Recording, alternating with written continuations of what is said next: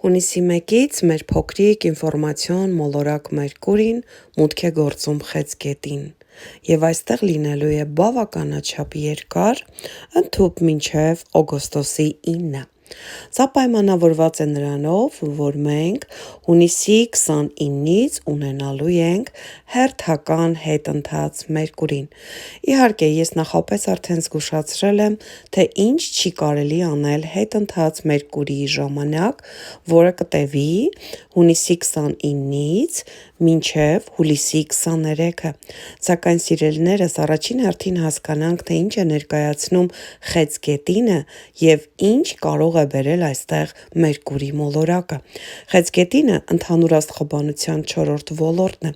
և բնականաբար այն առաջին հերթին ներկայացնում է մեր տունը, մեր անշարժ գույքը, մեր հողատարածքները։ Այստեղ կարող են տեղի ունենալ որոշակի փոփոխություններ։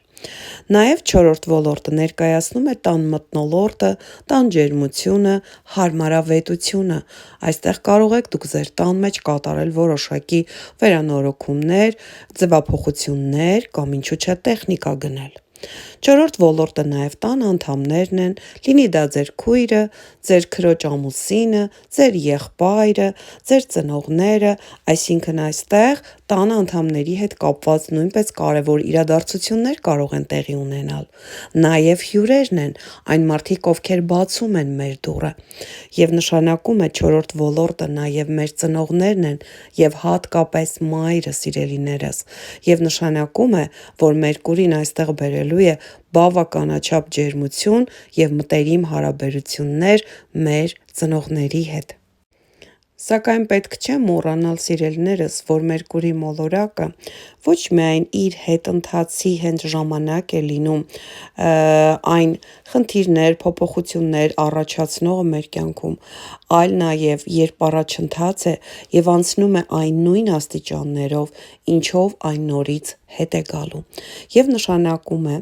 Մերկուրին Խեցգետնի 16 աստիճանից է լինելու հետընթաց։ Նշանակում է շատ ուշադիր պետք է լինենք, թե հունիսի 13-ից սկսած ինչ մարդիկ են մեր կյանքում հայտնվում, ովքեր են մեր դուռը բացում, ում հետ ենք մենք ծանոթանում, ովքեր են մեր տան հետ կապված, մեր ծնողների հետ կապված, մեր անձնական, ուրեմն անշարժ գույքի հետ կապված, այսպիսի գործարքների մեջ ենք մտնում կամ ինչու՞ չէ նաև ֆինանսական հարցերով ենք այսպիսի մարդկանց հետ գործարքներ կատարում, որովհետև հունիսի 13-ից Մերկուրին լինելու